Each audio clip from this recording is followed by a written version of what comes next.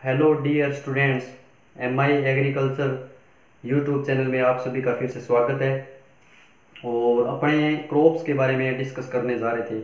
तो क्रॉप अपनी कर ली थी करीबन करीबन, एक राइस हो गई थी, एक मेज़ हो गई थी, पर्ल मिलेट हो गया था, और सोरगम हो गया था, और ग्राउंड नट हो गया था। आज अपने तिलहन फसलें, जैसे ग्राउंड नट पड़ी थी तिलहन फसल, और 2 नंबर की अपनी बात करने जा रहे हैं आज मस्टर्ड यानी सरसों की। यहाँ पे लिख रहा हूँ मैं एक बार, मस्टर्ड यानी सरसों। सबसे पहले अपने मस्टर्ड की अगर बात करें तो अपने देखते हैं इसमें अदर नेम की अगर मैं बात करूं तो इसको तिलहन फसलों का राजा कहा जाता है। क्या कहा जाता है? तिलहन फसलों का राजा कहा जाता है। 1 नंबर बात, ठीक है। इसके बाद में अपनी बात करें इसके बॉटनिकल नेम की अगर बात करूं मैं तो ब्रेसिका, बॉटनिकल नेम की बात करें ब्रेसिका स्पीसीज।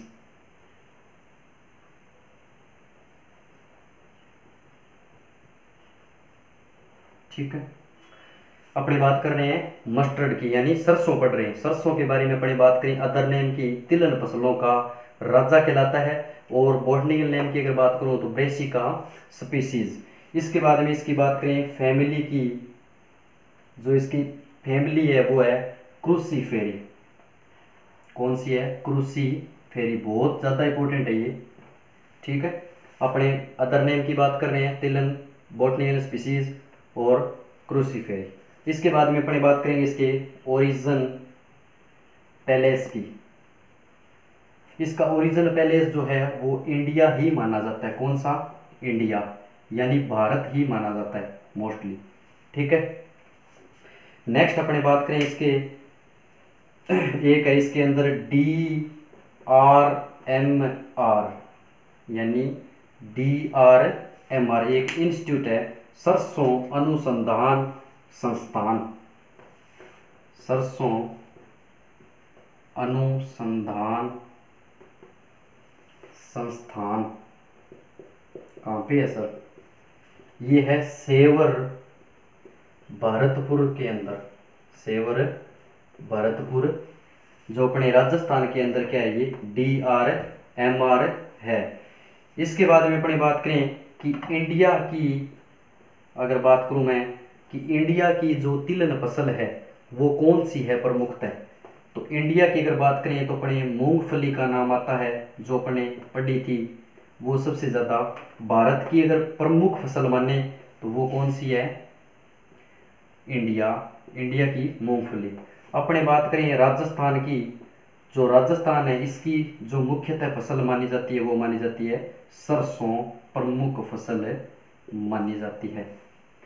इसके बाद में अपनी बात करें इंडिया में अगर बात की जाए कि इंडिया के अंदर भारतीय सरसों प्रमुखतः उगाई जाती है। 1 नंबर बात, समझ में आ रही है कहानी? अपने क्या पढ़ रहे हैं? सरसों। अपने सरसों पढ़ रहे हैं तो सरसों के अंदर अपने बात कर रहे हैं फैमिली की बात करें तो क्रूसीफेरी फैमिली है। ओरिजिन पैलेस की बात करूं मैं तो इंडिया है। और DRMR, ठीक है। सरसों अनुसंधान संस्थान कहाँ पे है? सेवर भरतपुर के अंदर है। और इंडिया के अंदर बात करूं तो मूंगफली प्रमुख स्थान है। और राजस्थान के अंदर बात करें तो सरसों प्रमुख फसल मानी जाती है। इंडिया के अंदर क्या किया जाता है? भारतीय सरसों का प्रमुखतः सोविंग किया जाता है या उगाया जाता है। इसके बाद में इसमें बात करूं मैं तीव्र गंध की, यानी इसके अंदर जो रसायन पाए जाते हैं उन रसायन में, जैसे अपने सरसों हाथ में लेते हैं तभी अपने अजीब सी स्मेल आती है। उस स्मेल का जो नाम है वो बता रहा हूं मैं, तीखापन होता है एक प्रकार से, तीव्र गंध। उसमें अपने बात करें एक तो होता है थायोसायोनाइट, थायोसाइनेट, ठीक, थायोसाइनेट। इसके बाद में एक बात करें अपने आइसोथायोसाइनेट, आइसोथायोसाइनेट, थायोसाइनेट, यानी दो अपने प्रमुख तीव्र गंध के जो रसायन है सरसों के अंदर वो बता रहा हूं। एक पाया जाता है थायोसाइनेट, दूसरा पाया जाता है आइसोथायोसाइनेट। इसके बाद में एक और इसमें बात कर सकते हैं ग्लूकोसिलेनेट, ग्लूकोसिलेनेट, ठीक है। इसके बाद में अपनी बात करें, इसमें एल्कलॉइड्स पाया जाता है, ठीक है। एल्कलॉइड्स की अगर मैं बात करूं रसायन की, इसमें पाया जाता है इरूसिक अम्ल पाया जाता है, यानी एसिड पाया जाता है। कौन सा? इरूसिक अम्ल, ठीक है। अब मैं एक बार रिवाइज करवा देता हूँ, हो सकता है ये कटिंग हो गया होगा, अगर कटिंग हो गया तो मैं वहां लिख देता हूँ। अपने पढ़ रहे हैं मस्टर्ड। मस्टर्ड जो क्रॉप्स है प्रमुख है, बहुत ज़्यादा मोस्ट इंपॉर्टेंट है। इसमें बात करें अपने बॉटनिकल नेम की, अदर नेम की बात करें, तिलहन फसलों का राजा कहलाता है। फैमिली की बात करूं, बॉटनिकल नेम की बात करें तो ब्रेसिका स्पीसीज। इसके बाद में अपने फैमिली की बात करें क्रूसीफेरी। इसके बाद में ओरिजिन पैलेस की अगर बात करें तो भारत। इसके बाद में DRMR की बात करें, सरसों अनुसंधान संस्थान कहाँ पे है? सेवर भरतपुर के अंदर है, राजस्थान, ठीक है, यहाँ पे RJ। इसके बाद में मुख्यतः बात करें अपने इंडिया के अंदर और राजस्थान की बात की जाए तो इंडिया के अंदर मूंगफली को प्रथम स्थान पे या प्रमुखतः उगाया जाता है। इसके बाद में अपने राजस्थान की अगर बात करें, जो सरसों है उस सरसों को प्रमुखतः उगाया जाता है। इंडिया की अगर बात करें तो भारतीय सरसों का प्रमुखतः सोविंग किया जाता है, यानी जब क्लासिफिकेशन आएगा ना तब समझ में आएगा कि भारतीय सरसों कौन सी है और अलग अलग जो टाइप है उसके वो बताऊंगा मैं। इसके बाद में अपने बात करेंगे तीव्र गंध की, जो थायोसाइनेट है इसकी वजह से, और आइसोथायोसाइनाइट। इसके बाद में एक और पाया जाता है ग्लूकोसिलेनेट, ठीक है। इसके बाद में अपने बात करें एल्केलॉइड्स यानी रसायन की बात करूं मैं, तो इसमें एक अम्ल पाया जाता है, कौन सा? इरूसिक अम्ल पाया जाता है। यानी मैं यहाँ पे अगर लिख दूं तो कोई दिक्कत नहीं, इरूसिक अम्ल, यानी जो एसिड पाया जाता है वो कौन सा पाया जाता है? इरूसिक अम्ल पाया जाता है, एल्कलॉइड्स, ठीक है। इसके बाद में अपने देखते हैं क्या सिस्टम होता है, ये एक बार साफ कर लेते हैं। इसके बाद में जो इसका जो फल होता है उसके फल को क्या कहते हैं, किस नाम से जानते हैं वो बताऊंगा मैं।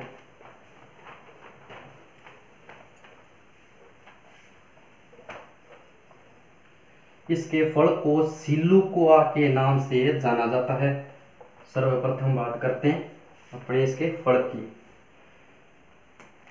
जो इसका फल होता है उसको कहा जाता है सिलिकुआ।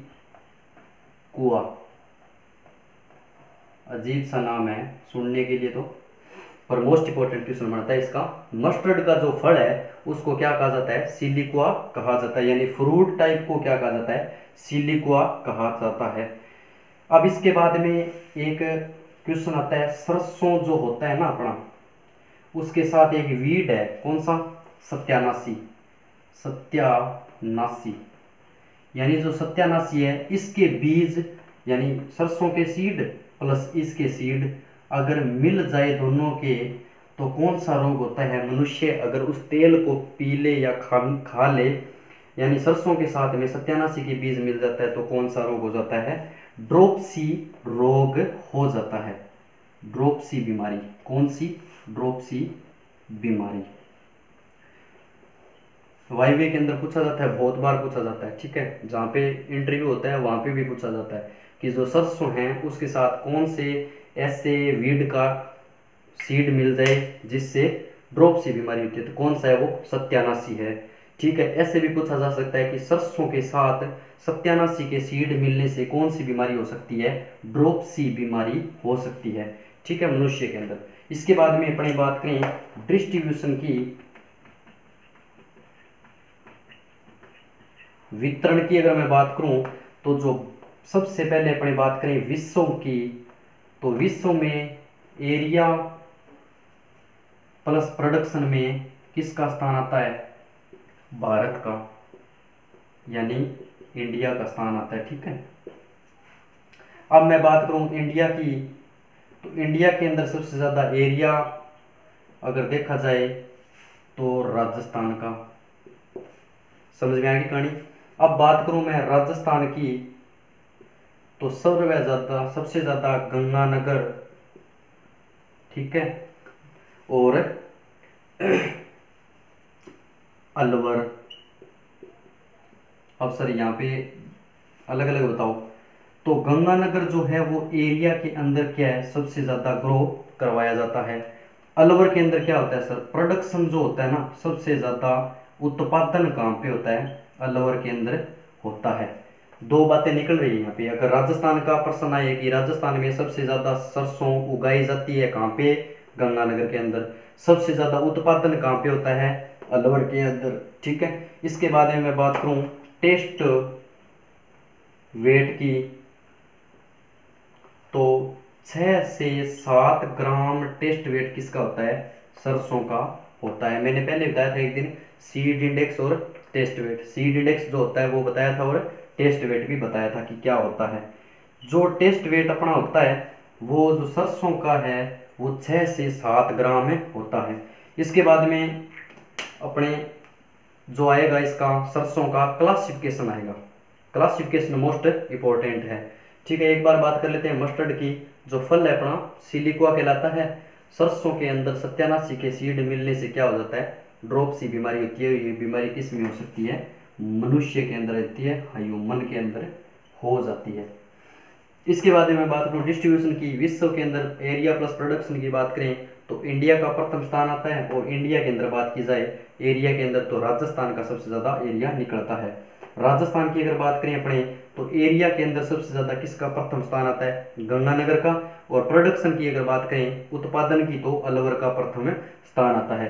टेस्ट वेट की बात करें, टेस्ट वेट की अगर बात करें 6 से 7 ग्राम टेस्ट वेट किसका होता है, मस्टर्ड का होता है। इसके बाद में अपनी बात करेंगे क्लासिफिकेशन ऑफ मस्टर्ड।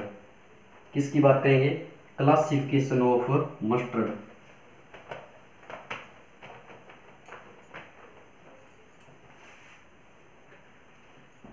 अपनी बात कर रहे हैं मस्टर्ड की, यहां पे लिखते हैं अपने क्लासिफिकेशन ऑफ मस्टर्ड, यानी सरसों का जो क्लासिफिकेशन है उसकी बात करेंगे। सर्वप्रथम इसमें एक नाम आता है इंडियन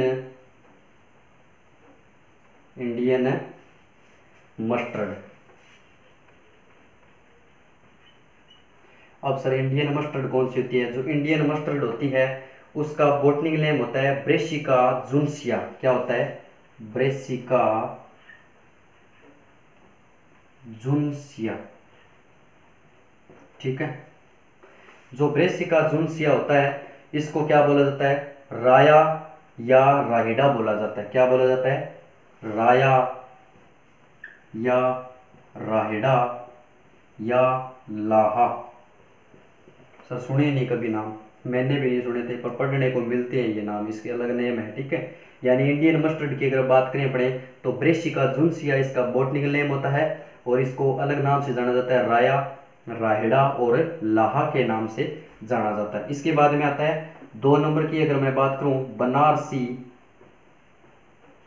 बनारसी राई, ठीक। बनारसी राई का जो बॉटनिकल नेम होता है वो होता है ब्रेसिका नाइग्रा। क्या होता है, ब्रेसिका नाइग्रा। बॉटनिकल नेम किसका होता है, बनारसी राई का होता है। इससे क्या बनते हैं, मसाले बनते हैं। क्या बनते हैं, मसाले। देखो ये जो है ना, राई हो गया, तारामीरा हो गया, सरसों हो गया, ये सारी क्रूसीफेरी सरसों कुल की ही फसलें हैं, ठीक है। ये क्लासिफिकेशन है किसका, मस्टर्ड का। यानी इंडियन मस्टर्ड, ब्रेसिका जुनसिया, राया या राहिडा, ठीक है। बनारसी राई यानी ब्रेसिका नाइग्रा इसका बॉटनिकल नेम है। मसाले के अंदर यूज किया जाता है, ठीक है। इसके बाद में अपनी नेक्स्ट बात करें, एक नाम आता है 3 नंबर का पहाड़ी राई, कोई मोस्ट नहीं है ज़्यादा, ठीक है। इसके बाद में अपने चौथा क्लासिफिकेशन देखें तो पीली सरसों, ये बहुत इंपॉर्टेंट है, पीली सरसों। मैं पीली सरसों की बात करूं तो ब्रेसिका इसका बॉटनिकल नेम होता है, ब्रेसिका ब्रेसिका कैम्पेस्ट्रीज, ठीक। यानी अपने पीली सरसों की बात करें, ब्रेसिका कैम्पेस्ट्रीज बॉटनिक नेम किसका है, पीली सरसों का। जो पीली सरसों है उसी को अपने बॉटनिक नेम पीली सरसों, सॉरी पीली सरसों जो है नेम, इसी का बॉटनिक नेम क्या है, ब्रेसिका कैम्पेस्ट्रीज है। इसी को क्या कहा जाता है, पीली सरसों के नाम से जाना जाता है, ठीक है। और एक बार रिवाइज करवा देता हूँ, जैसे अपने क्लासिफिकेशन पढ़ रहे हैं, 3 प्रकार 4 प्रकार बता दिए अपने बात की थी इंडियन मस्टर्ड की, 2 नंबर बनारसी राई की, 3 नंबर पहाड़ी राई की और पीली सरसों की। अब बात करेंगे अपने काली सरसों की। तो इनके बॉटनिक नेम बहुत ज़्यादा इंपॉर्टेंट है, जैसे ब्रेसिका जुनसिया हो गया, ब्रेसिका नाइग्रा हो गया, ब्रेसिका कैम्पेस्ट्रीज हो गया। कईयों को तो ये भी नहीं पता। सबसे पहले अपनी बात करें मस्टर्ड की, तो ऐसे सुना देते हैं कि सर ब्रेसिका कैम्पेस्ट्रीज होता है, ब्रेसिका नाइग्रा भी होता है, ये भी सुना देते हैं, जुनसिया भी बोल देते हैं कई तो इनको ये नहीं पता कि ये क्लासिफिकेशन के अदर अदर नेम होते हैं। तो अपने 3-4 क्लासिफिकेशन हो गए। 5वें की अगर यहाँ पे बात करें तो काली सरसों, ठीक है। इसका भी बॉटनिक नेम क्या होता है, यही होता है सेम टू सेम, ब्रेसिका कैम्पेस्ट्रीज, ठीक है। यानी अपने बात कर रहे हैं काली सरसों की, ब्रेसिका कैम्पेस्ट्रीज, इसको क्या कहा जाता है, एक तो काली सरसों प्लस भूरी सरसों भी कहा जाता है, भूरी सरसों भी कहा जाता है। यानी अपने बात करें काली सरसों की ब्रेसिका कैम्पेस्ट्रीज, इसका बॉटनिक नेम हो गया, और इसको काली सरसों या भूरी सरसों के नाम से भी जाना जाता है। यानी क्लासिफिकेशन है ऑफ मस्टर्ड का मेन इफेक्ट्स यही हैं, ठीक है। अपने मस्टर्ड की बात कर रहे हैं, इंडियन मस्टर्ड ब्रेसिका जुनसिया, बनारसी राई ब्रेसिका नाइग्रा, पहाड़ी राई, और पीली सरसों की बात करें ब्रेसिका कैम्पेस्ट्रीज, इसको पीली सरसों कहते हैं, और काली सरसों को काली सरसों या कह सकते हैं अपनी भूरी सरसों, ठीक है। इसका बॉटनिक नेम क्या होता है, ब्रेसिका कैम्पेस्ट्रीज होता है। इसके बाद में नेक्स्ट अपने इसके पढ़ेंगे वैरायटीज, एक बार साफ कर देते हैं। ब्रेसिका जो इंडियन मस्टर्ड है,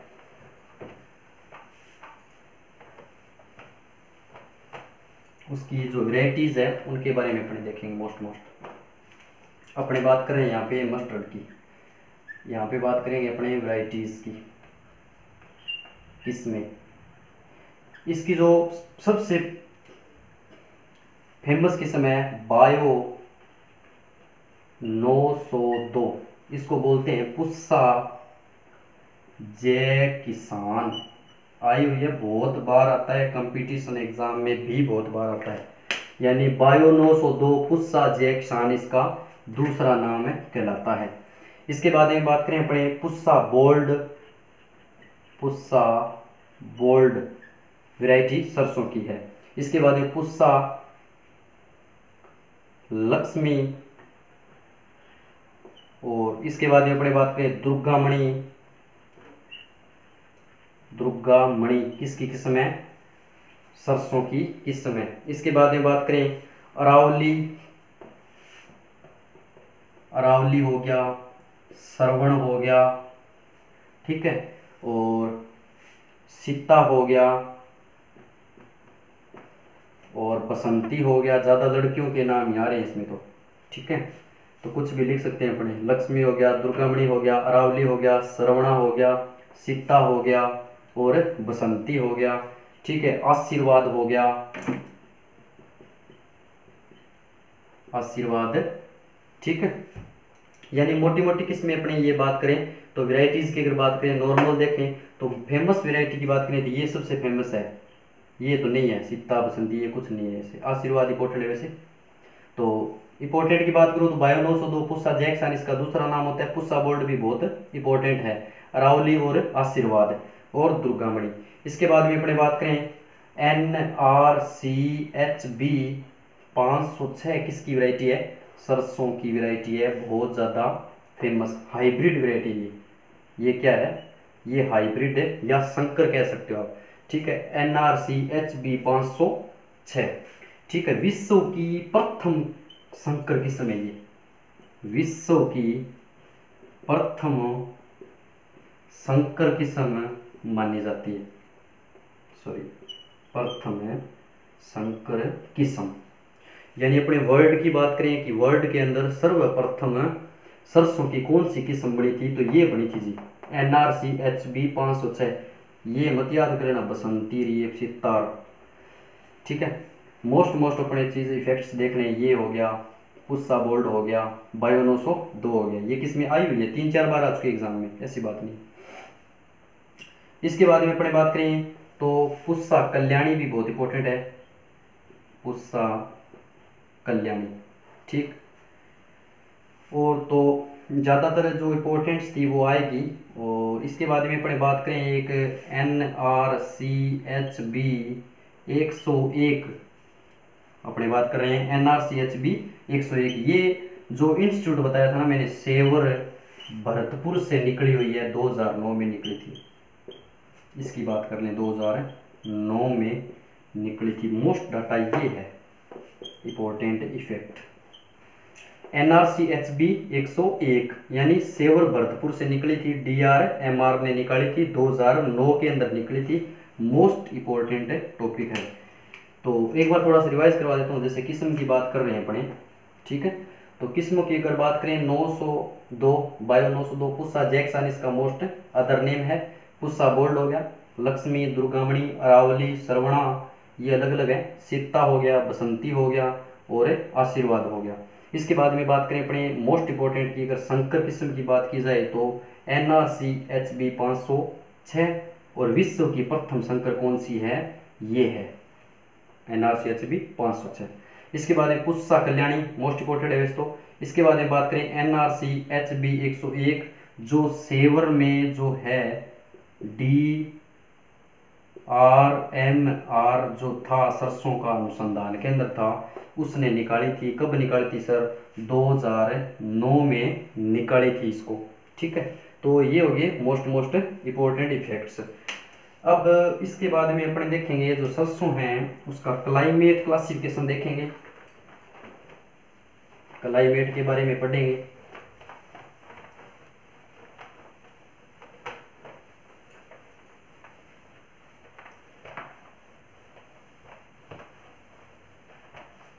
अपने बात कर रहे हैं मस्टर्ड में अपने देखेंगे क्लाइमेट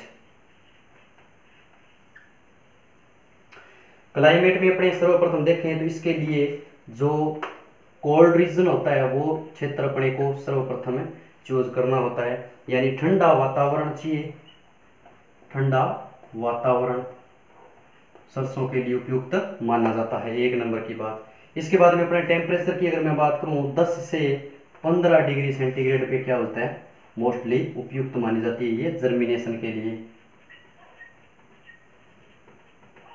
यानी अपने बात कर रहे हैं सरसों। क्लाइमेट की बात करूं, कोल्ड रीजन चाहिए, ठीक है, जर्मिनेशन के लिए 10 से 15 डिग्री सेंटीग्रेड क्या चाहिए, उपयुक्त टेम्परेचर चाहिए। पाले के प्रति क्या होती है ये क्रॉप, संवेदनशील होती है, पाले के प्रति संवेदनशील होती है। समझ में आ गई कहानी। इसके बाद में मैं इसकी बात करूं सीड रेट की, अगर सीड रेट की मुख्यतः बात की जाए तो 4 से 5 केजी, कितनी, 4 से 5 केजी प्रति हेक्टेयर सीड की आवश्यकता मुख्यतः इसकी पड़ती है। ठीक है, नेक्स्ट अपने बात करें इसके स्पेसिंग की मैं मुख्यतः बात करूं तो 30 × 10 × 3 सेमी। समझ में आ गई। यानी ये है रो इंटू रो, ये है प्लांट इंटू प्लांट, ये है डेप्थ यानी गहराई। सर्वप्रथम रो इंटू रो की अपने रखते हैं 30 सेमी, प्लांट इंटू प्लांट की 10 सेमी, 3 सेमी बीज को गहराई के अंदर डाला जाता है। अब सोइल की बात करूं तो कोई दिक्कत नहीं, जैसे सोइल है तो सरसों में सोइल कोई मुख्यतः नहीं है, दोमट मृदा भी उपयुक्त है, ठीक, क्ले मिट्टी भी उपयुक्त मानी जाती है, क्ले सॉइल। टेम्परेचर पीएच की बात करें तो चल जाता है 6 से लेके 8 पीएच तक, कोई समस्या नहीं है, क्योंकि दोमट मृदा में उपयुक्त मानी जाती है। सर्वप्रथम अपने देखें कि सरसों सबसे बेस्ट क्वालिटी अगर माने तो दोमट मृदा के अंदर मानी जाती है। अब बात करें अपने क्लाइमेट की। क्लाइमेट में टेम्परेचर 10 से 15 डिग्री सेंटीग्रेड पाले के प्रति संवेदनशील फसल मानी जाती है। इसको पाला बहुत ज़्यादा लगता है इसलिए ये संवेदनशील है। इसके बाद में अपने बात करें सीड रेट, तो सीड रेट की बात करूँ मैं 4 से 5 kg प्रति हेक्टेयर क्या होता है इसका सीड मुख्यतः लगाया जाता है। स्पेसिंग की अगर बात करें 30 इंटू 10 इंटू 3 सेमी यानी row into row, plant into plant और डेप्थ। इसके बाद में मैं बात करूं इरिगेशन की, सर इसकी इरिगेशन कितनी देनी पड़ती है, तो सर्वप्रथम उन्होंने क्रिटिकल स्टेज की अगर बात करें तो फ्लावरिंग टाइम, समझ में आ गई, फ्लावरिंग टाइम और पोड मेकिंग,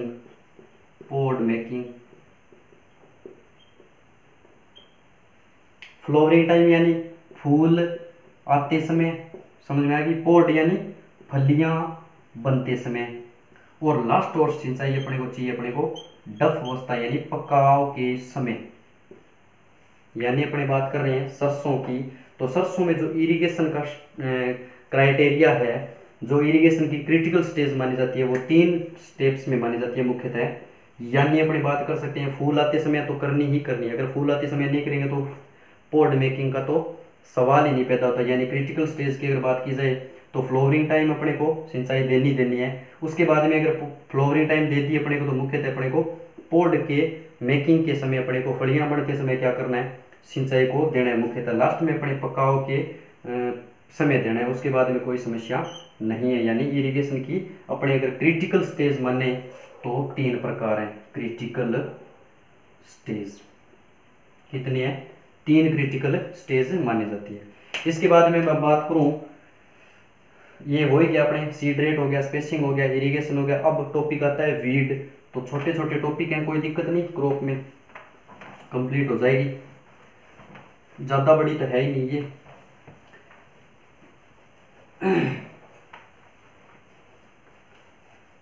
अब बात करते हैं अपने वीड कंट्रोल की, यानी अपने कर रहे हैं मस्टर्ड वीड कंट्रोल। ओके, अपने देखें इसमें जो वीड लगता है वो लगता है एक तो ओरोबंकी, ये क्या एक परजीवी खरपतवार है, परजीवी खरपतवार मुख्यतः ओरोबंकी जो है किसमें लगता है, सरसों के अंदर परजीवी खरपतवार कहलाता है। और इसका देखें पूर्ण जड़ परजीवी कहलाता है, यानी रूट पैरासाइटिक वीड है। ये क्या है, रूट पैरासाइटिक, टोटल रूट, पूर्ण मतलब टोटल रूट पैरासाइटिक वीड कौन सा है, ओरोबंकी है। अपने वीड कंट्रोल की बात करें, ओरोबंकी की परजीवी खरपतवार है, पूर्ण जड़ खरपतवार कहलाता है। कंट्रोल की बात करूं तो ग्लाइफोसेट कंट्रोल अगर देखें अपने इसका ग्लाइफोसेट से अपने क्या कर सकते हैं, कंट्रोल कर सकते हैं। इसके बाद में अपने बात करेंगे डिजीज की,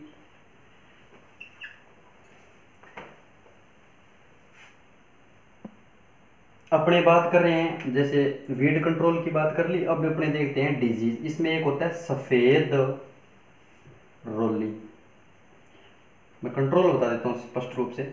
सफेद रोली को 22 से कंट्रोल कर सकते हैं, 22 से कंट्रोल किया जा सकता है 0.3% की स्प्रे करके, ठीक। इसके बाद में इसमें एक लगता है डाउनी मिल्ड्यू और पाउडरी मिल्ड्यू। डाउनी में जो पत्तियों की निचली सतह है उस पर क्या इफेक्ट होता है, और पाउडरी मिल्ड्यू में सफ़ेद रंग का पाउडर उत्पन्न हो जाता है। इसके बाद में अपने बात करें इंसेक्ट की, तो एक आता है नाम आरा मक्खी।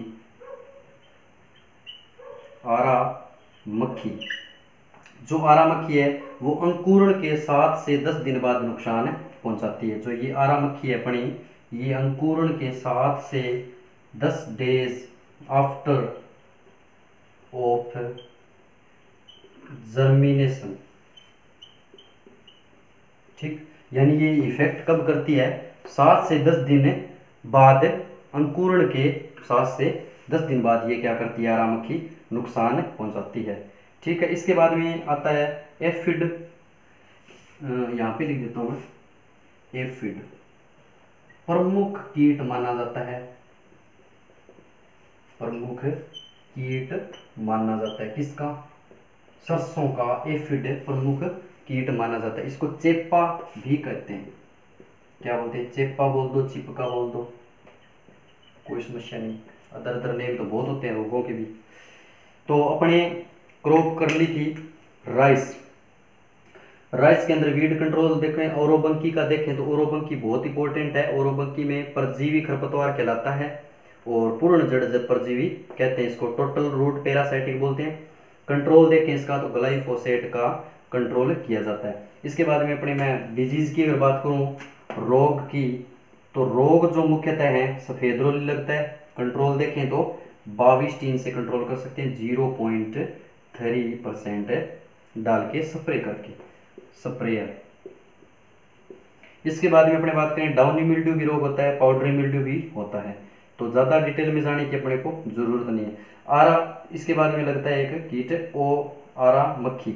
आरा मक्खी जो होती है वो 7 से 10 दिन बाद क्या करती है, जर्मिनेशन हो जाता है प्लांट का जर्मिनेशन होने के बाद में 7 से 10 दिन बाद में क्या करती है, ये कटिंग कर देती है, इसकी नष्ट करती है। इसके बाद में एक आता है नाम एफिड। एफिड जो है प्रमुख कीट माना जाता है किसका, सरसों का, यानी मस्टर्ड का प्रमुख कीट, स्पष्ट प्रश्न आ जाए सरसों या मस्टर्ड का प्रमुख कीट कौन सा है, तो एफिड है। और चेपा व चिपका इसके दूसरे नाम से भी जाना जाता है। ठीक है, तो अपने मोस्ट जो बड़ी बड़ी क्रॉप्स थी वो कंप्लीट कर रहे हैं।